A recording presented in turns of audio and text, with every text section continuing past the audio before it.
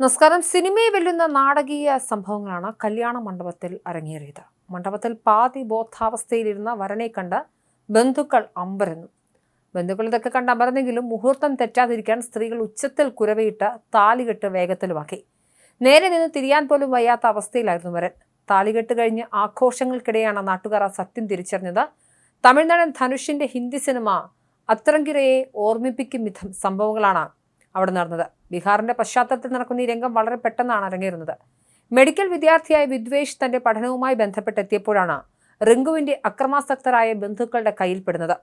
യാതൊരു പരിചയവുമില്ലാത്ത റിങ്കു എന്ന പെൺകുട്ടിയെ വിവാഹം കഴിക്കാൻ വിദ്വേഷിന് ഒട്ടും താല്പര്യമായിരുന്നില്ല. അതുകൊണ്ട് തന്നെ വിവാഹ മണ്ഡപത്തിലിരിക്കുമ്പോൾ താൻ ഏതോ വലിയ ചതിയിൽ പെട്ടുപോയെന്ന ഭാവത്തിലാണ് വിദ്വേഷ് ഇരിക്കുന്നത്. മയക്കുമരുന്ന് കലർത്തിയ പാനീയം നൽകിയാണ് വിദ്വേഷിനെ അവർ വിവാഹ മണ്ഡപത്തിൽ എത്തിക്കുന്നത്. അതിനാൽ തന്നെ മയക്കത്തിലായിരുന്ന അദ്ദേഹം പാതി ബോധത്തിലാണ് താലി കെട്ടുന്നത്. പുറത്തുവന്ന വീഡിയോയിൽ വിവാഹ മണ്ഡപത്തിന്റെ മധ്യഭാഗത്തായി വധുവിന് സമീപമിരിക്കുന്ന വരന്റെ അവസ്ഥ അതീവ ദയനീയമാണ്. അമിതമായി മയക്കുമരുന്ന് നൽകിയതിനാൽ ഇയാൾക്ക് നേരെ ഇരിക്കാൻ പോലും സാധിക്കുന്നില്ല. കണ്ണുകൾ പകുതി അടഞ്ഞ നിലയിലും ശരീരം മുന്നോട്ടും പിന്നോട്ടും മറിഞ്ഞു വീഴുന്ന അവസ്ഥയിലുമാണ് യുവാവ്. മയക്കത്തിൽ തല താഴേക്ക് വീഴുമ്പോൾ അരികിലുള്ളവർ ഇയാളെ താങ്ങി നിർത്തുന്നതും കാണാം. കൈകൾ ഉയർത്താൻ പോലും കഴിയാത്ത ഇയാളെ കൊണ്ട് ബന്ധുക്കൾ നിർബന്ധിച്ച് ചടങ്ങുകൾ ചെയ്യിക്കുകയാണ്. ഈ സന്ദർഭത്തിൽ വധു തലകുനിച്ചിരിക്കുകയാണ്. മണ്ഡപത്തിന് ചുറ്റുമുള്ളവർ വരന്റെ അവസ്ഥ കണ്ട് ചിരിക്കുകയും തമാശ പറയുകയും ചെയ്യുന്നത് വീഡിയോയിൽ വ്യക്തമാണ്. ഒരു മനുഷ്യന്റെ മൗലികാവകാശങ്ങളെ തടഞ്ഞു വെച്ചുകൊണ്ട് നടത്തുന്ന ഈ ക്രൂരതയ്ക്കെതിരെ വലിയ രീതിയിലുള്ള പ്രതിഷേധവും ഉയരുന്നുണ്ട്.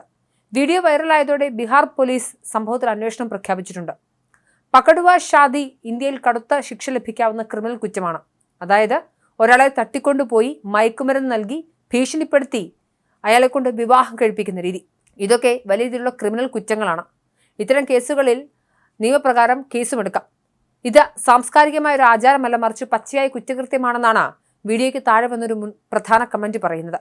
മുൻകാലങ്ങളെ അപേക്ഷിച്ച് ഇത്തരം സംഭവങ്ങളുടെ എണ്ണം കുറഞ്ഞിട്ടുണ്ടെങ്കിലും ബീഹാറിലെ ഗ്രാമീണ മേഖലകളിൽ ഇന്നും ഇത്തരം നിയമവിരുദ്ധ വിവാഹങ്ങൾ നടക്കുന്നുണ്ടെന്നാണ് റിപ്പോർട്ട് സൂചിപ്പിക്കുന്നത്.